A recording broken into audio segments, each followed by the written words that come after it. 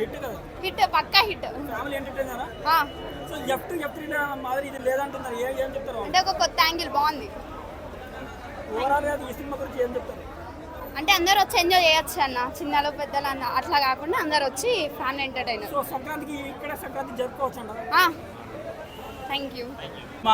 చాలా బ్రహ్మాండమైన visuals and సినిమాలోకి ఏదో కామెడీ ఒక్కటే కాకుండా ఒక మంచి ఎమోషనల్స్, అంటే భార్యాభర్తల మధ్యన ఉన్న బాండింగ్ కానీ, ఎక్స్ గర్ల్ ఫ్రెండ్కి భార్యకి మధ్యలో నలిగిపోయే భర్త ఎంత టార్చర్ అనిపిస్తాడో చూపించాడు.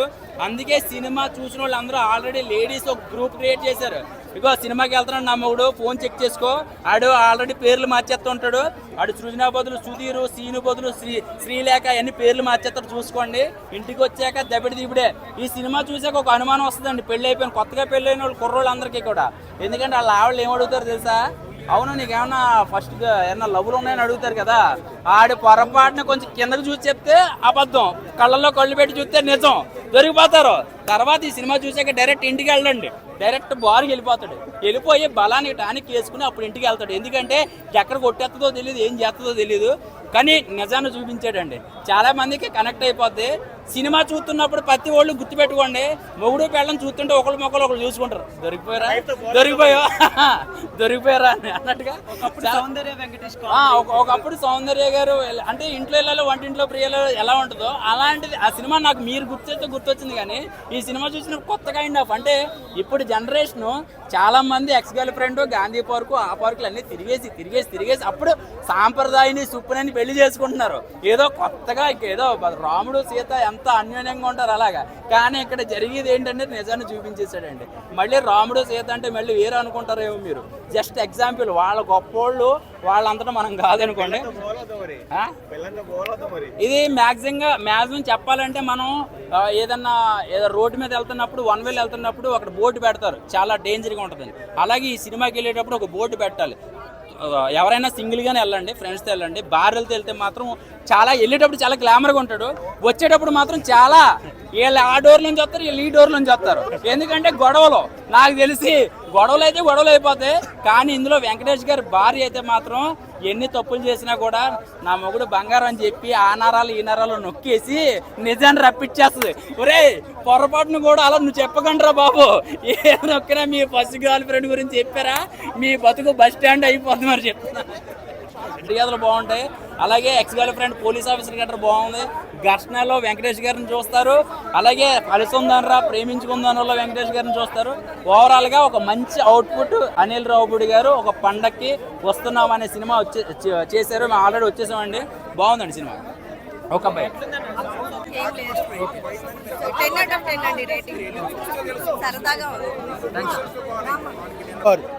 హెచ్డి ప్రింట్లకు అలవాటు పడిపోయి సినిమా థియేటర్లో చూడకపోయినా ఓటీటీలోకి వెయిట్ చేస్తున్నారు. ఈ లోపలనే ఓటీటీ అనేది చాలా డ్రాబ్యాక్. థియేటర్లకి ఓటీటీ వచ్చిన తర్వాత theatre set of audience theatre రావడం మానేస్తారు. ఎంత పెద్ద స్టార్ హీరోలు వచ్చినా మా ఆఫీస్లోనే ఎవరో ఒకరు ఓటీటీలో వస్తుందిలే సినిమా అంటున్నారు. అట్లా ఉన్న జనాలకి ఇంత తొందరగా హెచ్డి రిలీజ్ అవ్వడం వల్ల చాలా తప్పది, చాలా దెబ్బది సినిమాకి. అలా రిలీజ్ చేయకూడదు. చాలా మీమ్స్ కూడా చూసాను నేను. ఆర్టీసీ బస్సుల్లో ఊరెళ్తూ కూడా గేమ్ చేంజర్ ఫోటోలు ఇస్తారు. అది ఎడిట్ చేశారో నిజంగా గేమ్ చేంజర్ చేశారో తెలియదు. వాళ్ళపైన సర్టెన్ యాక్షన్ అనేది కంపల్సరీ తీసుకోవాల్సిందే. ఇది చాలా అంటే చాలా రాంగ్ పాలసీ. అది ఒక మూవీతో ఇప్పుడు ఒక ఫ్యాన్స్ ఎలా అంటే మా మూవీని మీరు చేస్తారు, మేము మేము చేస్తాం అంటారు. అది ఎంతవరకు కరెక్ట్ అంటారు? అన్ఎడ్యుకేటెడ్ ఫ్యాన్స్ అన్నది. వాళ్ళకి ఫ్యాన్స్ తప్ప ఇంకో జాస్ ఉండదు, హీరోలు తప్ప ఇంకో జాస్ ఉండదు. నేను ఒక హీరో ఫ్యాన్నే, తప్పులో చెప్తా. ఆ ఫ్యాన్స్ కాకపోతే బాధపడతా. అట్లా అని చెప్పేసి అదే నా జీవితం, వాడే నా జీవితం అని కూర్చోను. నాకంటూ కెరీర్ ఉంది, నాకంటూ ఫ్యామిలీ ఉంది, వాళ్ళ తర్వాత ఫ్యాన్. వీళ్ళు అలా కాదు, ఎవరు ఏమైనా వీళ్ళు బాగుండాలి, లేకపోతే మంది పోయిందనుకో పక్కడితో పోగొట్టాలి. అలాంటి ఫ్యాన్స్ గురించి నేను పట్టించుకొని నేను మాట్లాడను కూడా. అంటే వాళ్ళు ఏమంటారంటే మీరు దేవరాకి ట్విస్ట్లో రివీల్ చేశారు రామ్ చరణ్ ఫ్యాన్స్, మేము అందుకే హెచ్డి ప్రింట్ కానీ లేకపోతే మూవీ అంతా స్టోరీ మొత్తము ఫస్ట్ రిలీజ్ చేశారు, ట్విట్టర్లో పెట్టారు. దానివల్ల ప్రొడ్యూసర్ ఏమైపోతాడు అన్న 300-400 కోట్లు పెట్టి తీసారు ప్రొడ్యూసర్. అసలు స్టోరీ ఏముందన్న సినిమా రిలీజ్ చేయడానికి, టు బి ఫ్రాంక్గా చెప్పాలంటే ప్రెడిక్టబుల్ స్టోరీనే. ఆ రిలీజ్ చేయకపోయినా ప్రెడిక్ట్ చేసేస్తాడు. బట్ స్టోరీని ట్విస్ట్ అనేది నేను నా పాత రివ్యూలు చూసుకో, ఇక్కడ చెప్పినవి తీసుకో. వేరే వాడి గురించి నాకు సంబంధం లేదు, నేను నా గురించి చెప్తాను. ఎప్పుడు ట్విస్టర్ రివీల్ చేయకండి అని చెప్తాను. ఏదైనా సస్పెన్స్ మూవీలు ఉంటాయి కనుక ట్విస్టర్ రివీల్ చేయకని చెప్తాను. కొన్ని షుగర్ పేషెంట్స్ ఆపుకోలేక ట్విస్ట్ అనేది రివీల్ చేసేస్తారు. వాళ్ళ గురించి అసలు వాళ్ళు ట్విస్ట్ రివీల్ చేస్తున్నప్పుడు మీరు టెలికాస్ట్ చేయడం ఆపండి. మీరే పెడతారు ట్విస్ట్ ఇదే అంట అని చెప్పేసి తమిళ పెట్టుకొని మీరు పెట్టడం ఆపితే వాళ్ళు చెప్పడం ఆపుతారు. వాళ్ళు చెప్తారు, మీరు పెట్టేస్తారు. ట్విస్ట్ అనేది ఎప్పుడు ఎక్కడ రివీల్ చేయకు. వాడు చేశాడు బుర్ర తక్కువ, నీ బుర్ర ఏమైంది? వాడు బుర్ర తక్కువ పని చేశాడు, నువ్వు కూడా బుర్ర తక్కువ పని చేయాలా? వాడు నీ సినిమా, నీ హీరో సినిమాని ఫ్లాప్ అన్నాడు, నువ్వు బాగున్న సినిమాని హీరో సినిమా ఫ్లాప్ చేస్తావు. వాడికి నీకు తేడా ఏముంటుంది? ఒక హీరో ఫ్యాన్గా నువ్వు అంత ఎనర్జీగానే పని చేస్తున్నప్పుడు నీ హీరో ఫ్యాన్గా నువ్వు అదే చేస్తుంటే వాడికి నీకు తేడా ఏముంటుంది? అప్పుడు ఇది కొన్ని సెట్ ఆఫ్ ఆడియన్స్ మాట్లాడుకుని వేస్ట్ అన్న. మనం ఎంత మాట్లాడినా వాళ్ళు మ్యాక్సిమం నా సైడ్ అయితే లవ్ చేస్తే వాళ్ళనే ఎండ్ చేసుకోవాలి, అంటే వాళ్ళతోనే మ్యారేజ్ కావాలి. ఒకరు లవ్ చేసి ఇంకోని చేయాలి, లేదా లవ్వే చేయొద్దు. అది నా ఒపీనియన్. లవ్ చేస్తే వాళ్ళనే చేసుకోవాలి, లేదా లవ్ చేయొద్దు. డైరెక్ట్ అరేంజ్ మ్యారేజ్ చేసుకోవాలి, అదైతే కరెక్ట్. అంటే నా ఒపీనియన్ అయితే అదే. 8 వచ్చి ఆనందంగా ఫుల్ ఎంజాయ్మెంట్ చేస్తారు. స్టార్ట్ అయిన నుంచి ఎండింగ్ వరకు అన్నీ ఉన్నాయి సినిమాలో, తగ్గేదే లేదు. బీమ్స్ మ్యూజిక్ కూడా సూపర్ ఉంది, చాలా బాగుంది. సాంగ్స్ వచ్చేసి చాలా బాగుంది, చాలా అంటే చాలా బాగుంది. ఆ మావయ్య గారి క్యారెక్టర్ కానీ, అత్తయ్య గారి క్యారెక్టర్ కానీ, పనోడు కానీ చాలా మంచి మంచి క్యారెక్టర్లు రాశారు. మంచిగా ఎంటర్టైన్మెంట్ చేశారు. విలన్ వచ్చేసి ఎంత కామెడీగా అయ్యిందంటే, అంటే నాకు ఒక్కటే బాగా నచ్చింది. క్లైమాక్స్లో ఒక మనిషికి ఇచ్చే మెసేజ్, ఒక మగోడు ఒక అమ్మాయి దగ్గర ఎట్లా ఉండాలి, భార్య దగ్గర ఎట్లా ఉండాలి, వాళ్ళిద్దరూ ఏకమైతే మధ్యలో నలిగిపోతాడు. ఆ నలిగిపోయే తనాన్ని ఎక్కువ చూపించారు. అలాగే రెండోది ఏంటంటే ఉపాధ్యాయుల్ని, గురువుల్ని ఎక్కువ సంస్కరించాలని, వాళ్ళకి ఇవ్వాల్సిన వాల్యూ ఇవ్వాలని ఈ ఉన్న జనరేషన్లో గుర్తుపట్టడమే కష్టం. అలాంటిది ఇతను గుర్తుపట్టి అతను సాయం చేస్తాడు. నాకు సాయం వద్దు కానీ అతను ఎక్కడో ఒక పాయింట్ ఆఫ్లో అవమానపడతాడు. దాన్ని క్లియర్ చేయడానికి రెండో పార్ట్ కింద, అంటే ట్విస్ట్ కింద రెండో ట్విస్ట్ పెట్టారు. చాలా బాగా నచ్చింది. అంటే ఒక పాయింట్ ఆఫ్ టైంలో సినిమా అయిపోయింది అనుకున్నాం, బట్ రెండో ఒక ట్విస్ట్ కింద మార్చి దాన్ని క్లియర్ చేశారు. దీంట్లో 2 మెసేజ్ ఉన్నాయి. ఒకటికి లేడీస్ పరంగా, అలాగే మన ఉపాధ్యాయులు కానీ, టీచర్స్ కానీ, చిన్నప్పుడు మనకి హెల్ప్ చేసిన టీచర్స్, మెయిన్గా వాళ్ళ పాయింట్ ఆఫ్లో చెప్పడం చాలా బాగా నచ్చింది నాకైతే. Thank you. ఆ బుడ్డోడు హీరో అంటే నేనైతే ఆ బుడ్డోడు గోదావరి యాస్తోటి చాలా అదరగొడతాడు. సెకండ్ హాఫ్ మాత్రం ఒక కేఎస్ లాగా చేసింగ్ సీన్స్ అన్నట్టు చాలా కామెడీ గందరగోళం సినిమాలు ఉంటాయి కదా, ఆ విధంగా తీసుకు అక్కడ కామెడీ అనేది చాలా బాగా జనరేట్ అయ్యింది. అండ్ అక్కడ కూడా అక్కడ ఫోర్స్డ్ కామెడీ ఉంటుంది. ఇక్కడ police character Sai Kumar character ఇద్దరు కాంబినేషన్ కూడా చాలా బాగా అనిపిస్తుంది. అండ్ మనకి ఎక్స్పెక్ట్ చేస్తాం ఏం జరుగుతుంది ప్రెడిక్టబుల్ స్టోరీ అన్నట్టు, బట్ బోర్ కొట్టదు మూవీ. రెండోసారి చూసే అంత గొప్పగా ఉండదు, ఒకసారి ఇగ్నోర్ చేసే అంత దరిద్రంగా ఉండదు. ఫ్యామిలీ ఆడియన్స్ అయితే ఎంజాయ్ చేస్తారు. అండ్ ఫ్యామిలీ హీరోగా వెంకటేష్ కూడా 200% న్యాయం చేశాడు. అండ్ సాంగ్స్ ప్లస్ పాయింట్ ఇంకా గోదావరి గట్టు ఇనానిమస్ హిట్, అది బ్యాక్గ్రౌండ్ చాలా బాగుంటుంది. సెకండ్ హాఫ్ క్లైమాక్స్లో ఒక సాంగ్ అన్నెసరీగా పెట్టారు అనిపించింది. ఓవరాల్గా ఒక సంక్రాంతి మంచి ఫ్యామిలీ మూవీ అయితే. సంక్రాంతి రిలీజ్ అయిన 3 సినిమాల్లో 2 సినిమాలు బాగున్నాయి. డాకు మహారాజ్ అండ్ సంక్రాంతికి వస్తున్నాం. 2 బాగున్నాయి, 2 ఈక్వల్గా ఇవ్వచ్చు. బట్ నాకు మాత్రం డాకుకి ఇంకొద్ది ఎక్కువ నచ్చింది. ఓకే, మీరు ఫ్యామిలీతో వచ్చి చూడొచ్చు, మీ పిల్లల్ని కూడా తీసుకొని రావచ్చు. ఎందుకంటే దీంట్లో వెంకటేష్ గారికి 4 కిడ్స్ ఉంటారు సినిమాలో. దాంట్లో ఒక కిడ్ ఉంటాడు, ఒక పొట్టోడు, వాడైతే అసలు గుర్తుండిపోతాడు. తెలుగు సినిమా ఇండస్ట్రీలో ఈ సినిమాలో ఎవరికి లైఫ్ ఇచ్చిందంటే ఐశ్వర్య రాజేష్ అండ్ మీనాక్షి చౌదరి ఇద్దరు గ్లామర్తో అండ్ అభినయంతో అద్దరు కొట్టేశారండి.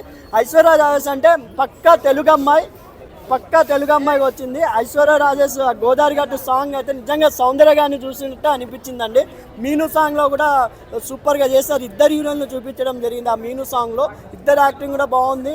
లాస్ట్ వరకు కామెడీ. నిజంగా సంక్రాంతికి వస్తున్నాం, బ్లాక్ బస్టర్ ఇదే అండి. సంక్రాంతికి వస్తున్నాం, ఫ్యామిలీ ఓరియంటెడ్, ఎక్కడ వల్గర్ లేదు. మీ ఫ్యామిలీతో వచ్చి హ్యాపీగా చూడొచ్చు. రాత్రిపూట వస్తుంది చందమామ, ఇట్టు కొట్టాడు మా వెంకీ మామ. మాస్టర్లకి గురువులు, మనం పాఠాలు చెప్పే గురువులను తలుచుకునే విధంగా ఉందండి మూవీ. చూడొచ్చు, చిన్నపిల్లల నుండి పెద్దవాళ్ళ వరకు చూడొచ్చు. ఏంటండి కామెడీ హిట్ అండి, బాగుంది, చాలా బాగుంది కామెడీ. చాలా బాగుందండి, చాలా బాగుంది. అప్పుడు అంటే అతను రమణ గౌల గారి సాంగ్ చాలా హిట్. అప్పుడు ఎప్పుడో తీశారు ఆయనతో, మళ్ళీ ఫస్ట్ మూవీ అంట ఆయనతో తీసింది రమణ గౌల గారు. ఇప్పుడు తీశారు కాబట్టి ఇంకా చాలా బాగా అనిపించిందండి. చిన్నబాబు కామెడీ కూడా ఆల్సో చాలా బాగుంది. చిన్నపిల్లలు చూస్తే కూడా బాగుంది. ఇప్పుడు మొత్తంగా చిన్నపిల్లల నుండి పెద్దవాళ్ళ వరకు చూడొచ్చండి. చాలా బాగుంది. గురువులకి మనం రెస్పెక్ట్ ఇచ్చేలాగా లాస్ట్ ఏజ్ గ్యాప్ అయితే ఎక్కువ ఉంది మూవీలో. ఇంట్లో చూసినప్పుడు అనిపించింది అరే ఇంత చిన్న పిల్లలతో ఎందుకు వచ్చిందని, బట్ అది రాంగ్ రోషన్. అక్కడ బిగ్ స్క్రీన్ పైన చూస్తే కరెక్ట్ డైరెక్షన్, ఆ పిక్చరైజేషన్ చాలా సూపర్ ఉంది. ఎందుకంటే ఇప్పుడు హీరోయిన్ ఐశ్వర్య ఉంది కదా, ఆమెను చూస్తే నాకు పాత హీరోయిన్ సౌందర్య గుర్తొచ్చింది ఈ మూవీలో, ఫస్ట్ టైం ఈ మూవీలో. ఎందుకంటే ఆమె డ్రెస్సింగ్ సెన్స్ అన్ని మీరు చూస్తే వాచ్ చేయాలి. శారీస్ తెలుగు అమ్మాయి ఎలా ఉండాలో అలా ఉంది, చాలా అట్రాక్ట్ అవుతారు. ఈమె కొంచెం ట్రెడిషనల్ వెస్టర్న్గా ఉంటుంది కాబట్టి ఈమెనే అట్రాక్ట్ అయింది మూవీ. అండ్ మెయిన్ హీరోయిన్ తనే ఉంటుంది, ఈమె సైడ్ అన్నట్టే ఉంది. ఓవరాల్ ఈక్వల్గా ఉంటుంది. కానీ శారీ ఎప్పటికన్నా తెలుగు ట్రెడిషన్ అమ్మాయి అంటేనే శారీ, దాంట్లో చాలా అట్రాక్టివ్ ఉంటుంది. ఆమె యాక్టింగ్ ఫస్ట్ నుంచి అన్ని మూవీస్ టాప్, ఈ మూవీతోని ఇంకా టాప్కి వెళ్ళిపోయింది ఆమె. చాలా సంక్రాంతి విన్నర్ 2 మూవీస్ వచ్చినాయి మనకి. డాకు మహారాజ్ చాలా హ్యాపీ చేశాడు. ఫస్ట్ గేమ్ చేంజర్తో మైండ్ బ్లాక్ చేసిండు, ఆ తర్వాత డాకు మహారాజ్ ఎక్స్ట్రాడినరీ మూవీ, ఆ తర్వాత ఈ movie. Collections wise Daaku Maharaj అదే టాప్ ఉంటుంది, సెకండ్ ఈ movie.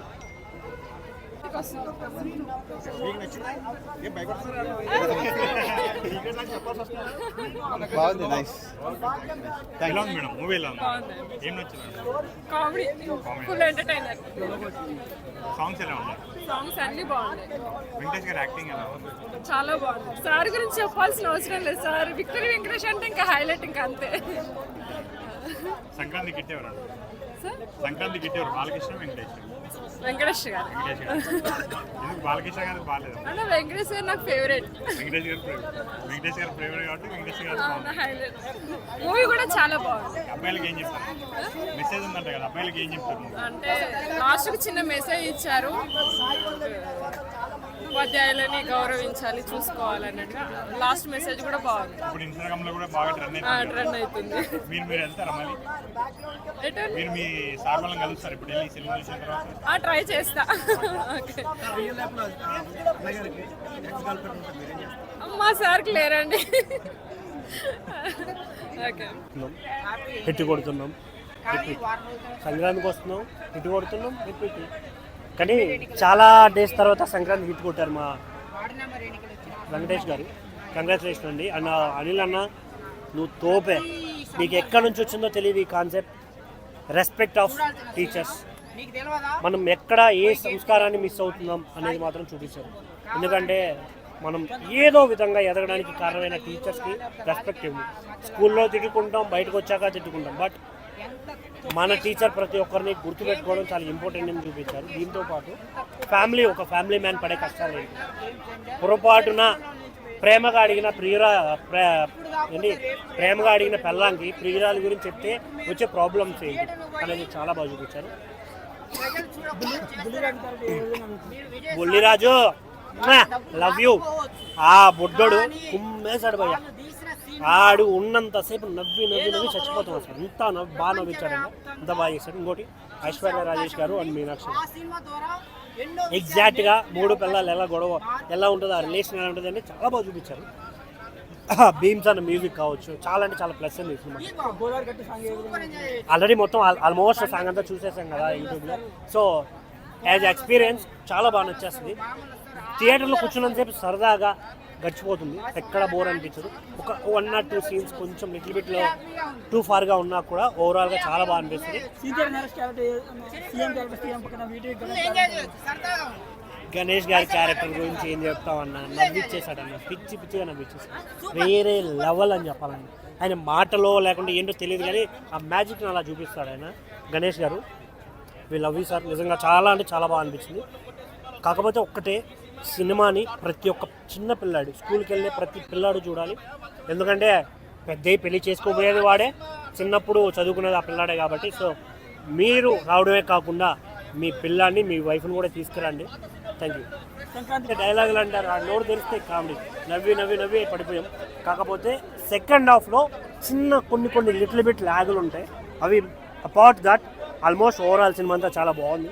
Perfect movie for Sankranti. Thank you. Meenakshi Chaudhary వీళ్ళిద్దరి మధ్య వచ్చే సాంగ్ అయితే సూపర్ గా ఉంది భయ్య.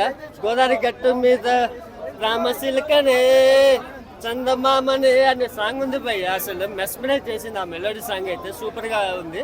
అండ్ నెక్స్ట్ మీనాక్షి చౌదరి నుంచి వచ్చే సాంగ్ కానీ మన పర్ఫార్మెన్స్ భయ్య అసలు మెయిన్ చెప్పుకోవాల్సింది వెంకటేష్ గురించి కాదు, మీనాక్షి చౌదరి గురించి కాదు, అండ్ ఐశ్వర్య రాజేష్ గురించి కూడా కాదు భయ్య. మెయిన్ చెప్పుకోవాల్సింది పవర్ఫుల్ పోలీస్ గెటప్లో చేశాడు భయ్య. పోలీస్ గెటప్లో చేసినాడు అతను.